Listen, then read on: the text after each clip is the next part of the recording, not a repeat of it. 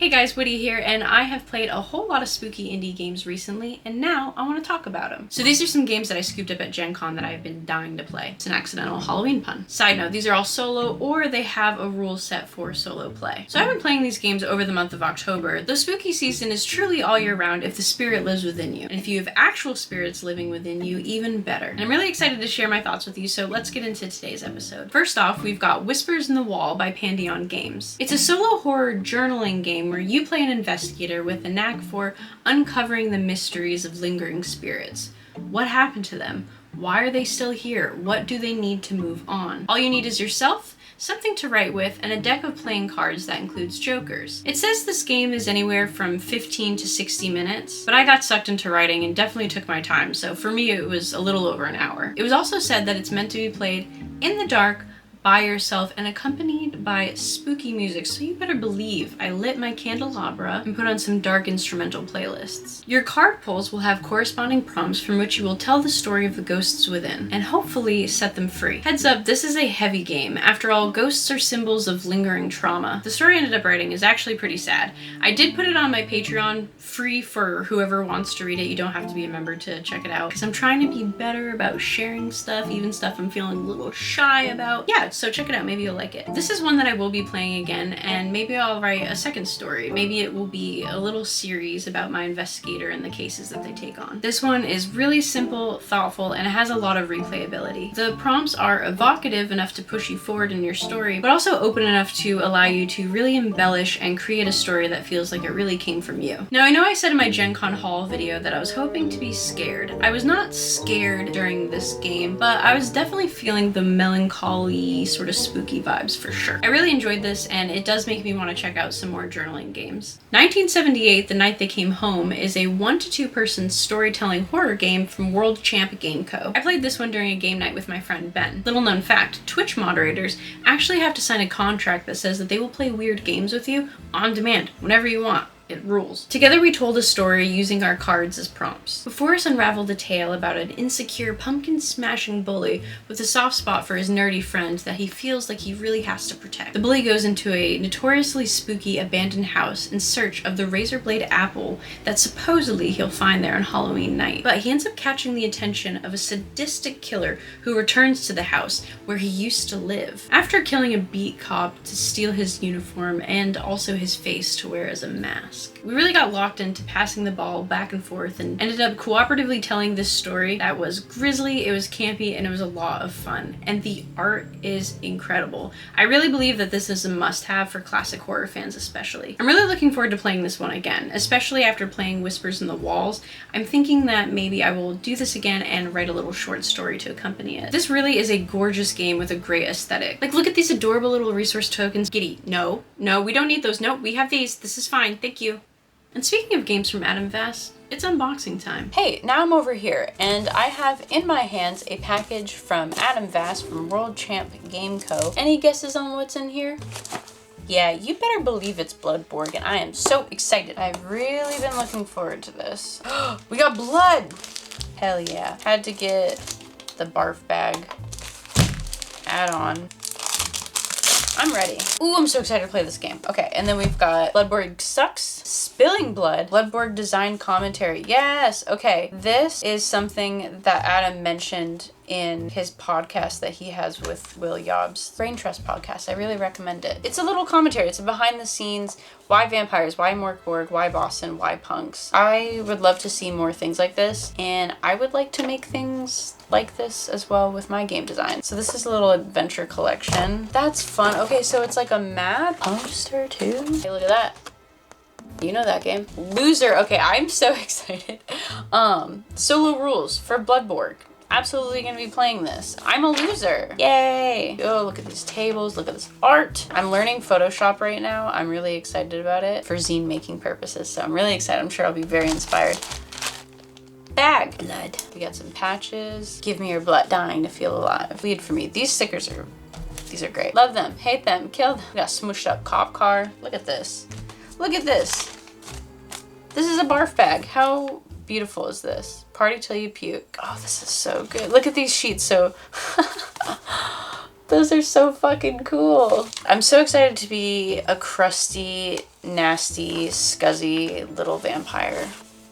Starting right here in loser mode. Hey, thanks for that super cool unboxing, Woody, from like 3 days ago. I played the solo version of Adam Vass's Blood Borg, aka the loser version, and I had a great time. So calling the solo version the loser version isn't just funny, it actually has a purpose. So the loser procedure stands for leave, observe, start shit, effects, repeat. Rolling on super fun charts, I created a vampire named Hog. He's a trash-picking junk lord pyromaniac with missing teeth who used to be an animal trainer, but then he was turned by this doctor in an unsanctioned, disgusting experiment. Armed with my band's demo tape and a spell zine that allows me to put my will into a corpse, I set off to find my friend Ricky. Ricky started hanging out with a bunch of normies up in Crimson Hills, aka Yuppieville, USA. And this is all while being tracked by a feral freak of a hunter who had been apparently paid a shit ton of money to kill me in a publicly humiliating way. I guess being a pyromaniac, dumpster diving freak who's revered by cockroaches like their god, sometimes you make enemies. A highlight was when I ran into my undeniably sexy rival, I told you these charts are a lot of fun, who was fortunately for me out of cash and able to be bargained with and humiliated just a little bit. Blood Borg is an absolute joy to look at and to play, and I can't wait to make some friends so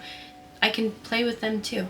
And speaking of Morbo compatible games, I'm actually going to be playing a game of Morbo later this week. It's going to be a disgustingly fun cannibalistic dinner party hosted by the creator of Smorgasbord, which is Shane from the Flagellant and the Fool's RPG/Morbo supplement, all about eating people. It's going to be a deliciously gruesome time, and I cannot wait. Is there anything cooler than being run through a game by the person who made it? I don't think so. Shane makes fantastic art, and I cannot recommend enough that you pick up a copy of this for yourself. Honestly, everything that I talk about today, I really recommend picking up, and I will have links for everything down below. I was first drawn to Miru because of the simple but striking cover art. Then I opened it up and read the words, "Time to kill a god," and I was instantly sold. I wouldn't call it a horror game, but it is a very bleak and brutal revenge tale. It's a solar punk hex crawl game that takes place in the year 2125. You're playing as a person who is seeking revenge for your brother who was killed by a robot, so naturally, you go out and you decide to kill the god in charge of all the robots. The adventure that ensues will take you through lots of different kinds of terrain.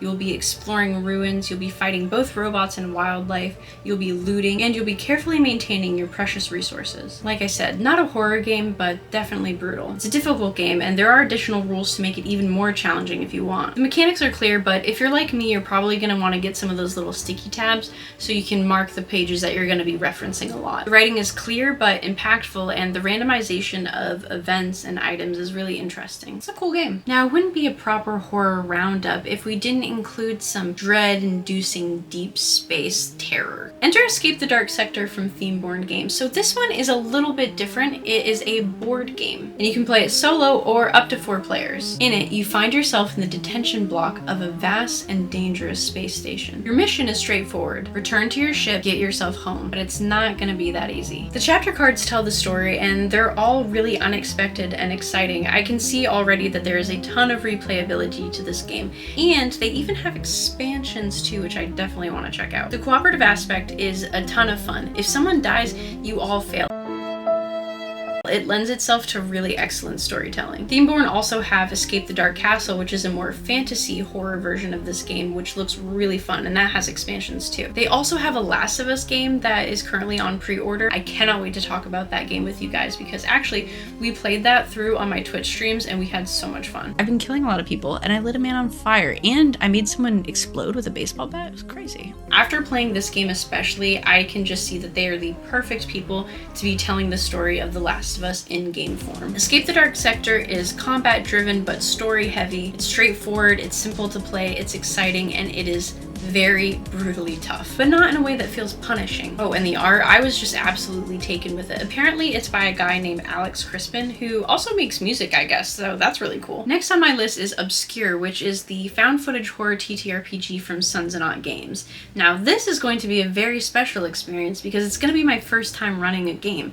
I'm going to be the GM for my D&D group, and hopefully we will have a chilling and thrilling time. Do you think they'll mind if I GM the entire game with a flashlight under my chin? I'll let you know how it goes. If you're watching this video, I'm probably preaching to the choir, but indie games are the best, and you should be playing them. I fully believe that it will make you a better and smarter person, maybe even hotter too. I don't know the science of it. I'm absolutely delighted by the fact that anything you can think of, there's an indie game about it. Think about something. Think about anything right now. Yeah, there's a game about that. Supporting fellow artists is the best, and on top of that, you get a super interesting and fun experience out of it. Each of these games and all the other ones that I've played and I'm looking forward to play are a unique experience, and one that each game designer is putting little pieces and parts of themselves into. It's so inspiring to me, and I want to play all of them. And when we're not hobbying, we've also been playing indie horror games over on my Twitch streams, and those have been equally as inspiring and exciting to me. They've just got all the little cogs in my brain just a whirring. Games are the coolest, and I would love to know if in particular any of these games have caught your attention, or maybe you've already played them. I am also always down for any and all game recommendations, so